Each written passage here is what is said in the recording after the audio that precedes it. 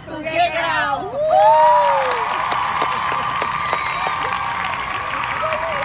Eto nga pala yung biyahe namin papunta ng Manila, kung saan mag-a-attend ng General Assembly ng Ascendra International.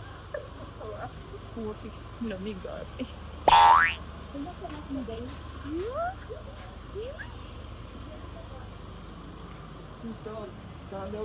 Grabe, sa Maliko nga kami dumaan. Shortcut na para hindi na long ride, ha? Hindi ko alam kung anong pronunciation niya, Maliko? Maliko? Dahil sobrang sigsag ng daan, walang katao-tao. And yes, nag-stop over muna kami para kumain dito. Eto yung mga first batch ng Ascendra dito sa Tuguegarao. At pag lumipas ang panahon, alam kong magiging malaki. Kaya kung pinapanood mo to, sana nakikita mo yung sarili mo na isa ka sa makakasama dito. Sa next travel, sa journey kung paano mag-uumpisa ang lahat. Kung pagod ka na sa kakatrabaho at wala pa rin nagbabago sa buhay mo, maybe this is your sign para mag-try ng something new at lumabas sa comfort zone mo. Oo, mahirap. Mahirap syempre sa umpisa. Huwag na huwag kang matakot mag-start. Huwag na huwag kang matakot mag-try. Dahil mas nakakatakot talaga yung habang buhay ka na stuck kung nasaan ka man ngayon. Maybe join our team and let's grow together. At habang papalis nga kami is nakita namin dito si Pacboy. Pasensyahan, si ate lang yung nakakakilala.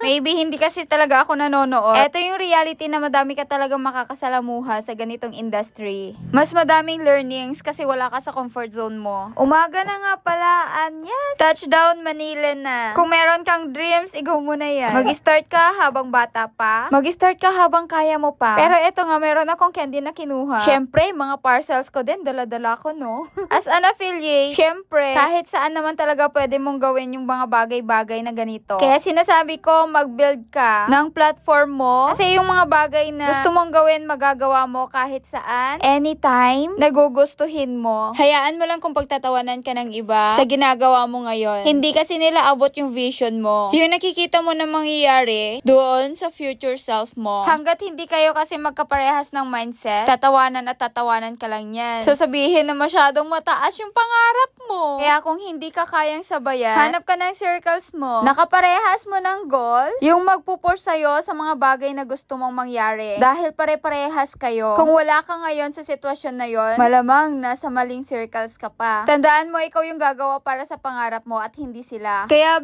push mo yan. Kung matanda ka na, tandaan mo, wala sa edad ang pagiging successful. Kung bata ka rin, naku, mas maganda. Para kung sakaling madami kang failures pa na pagdadaanan, madami-dami pang time para bumawi. So, papunta na kami sa aming room for today's video. And isusunod ko na lang yung iba na nangyari. Abangan on my next video. Hanggang dito na lang muna. By the way, if you wanna join our team, mag-PM ka na lang or comment ka na lang. Malay mo, ito na pala yung hinihintay mo.